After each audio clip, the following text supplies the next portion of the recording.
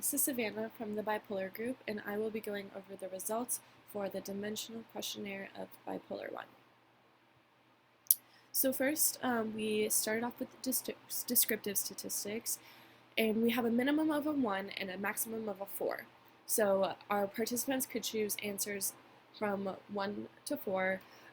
If they chose a question that had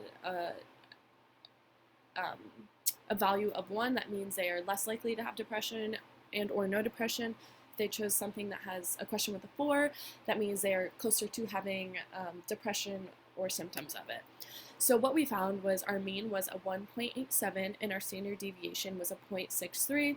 So with that being said, it seemed like our scale here has a positive skew and that people were more likely to choose answers that had a value of 1. So that means most of our participants seem to not have signs of depression or very little symptoms of depression.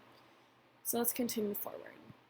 Next, we tested for reliability, and how we did this was we performed a split half reliability test and we got a correlation score of 1.78. This means that our internal reliability was great. Same for the Cronbach's alpha, we got a score of a correlation of 0.68.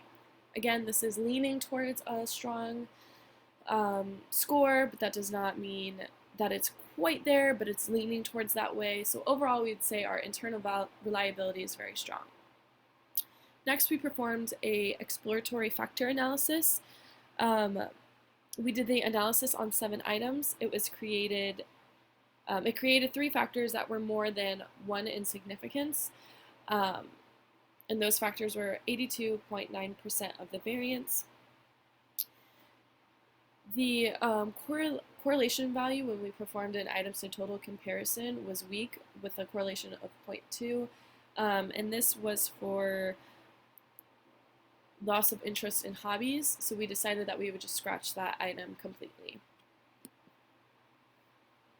Our validity is something else that we performed tests on. So our face validity for the test was a 2.78. This was in the median range because our score value for that question itself was a 1 through 5, 1 meaning that it has no face validity at all, and 5 being the best face validity it could possibly have. We scored pretty much smack dab in the middle. In the future, I would say we would try and have better questions so that our face validity is more apparent.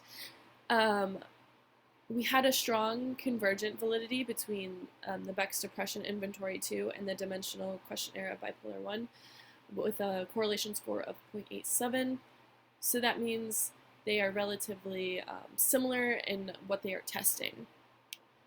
The only thing that we did poorly on was our criterion validity of the Dimensional Questionnaire of Bipolar 1. It was not significant in predicting life satisfaction. It had a correlation score of 0.16.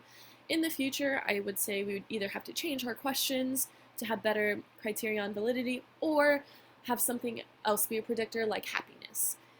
I would like to mention that our statistics were ran on 7 items out of the 25 from our test that we created. This is because our test had 2 dimensions and we wanted to focus on the depression side of it instead of the mania because we wanted to be able to compare it to the Beck's Depression Inventory when we were running these statistics.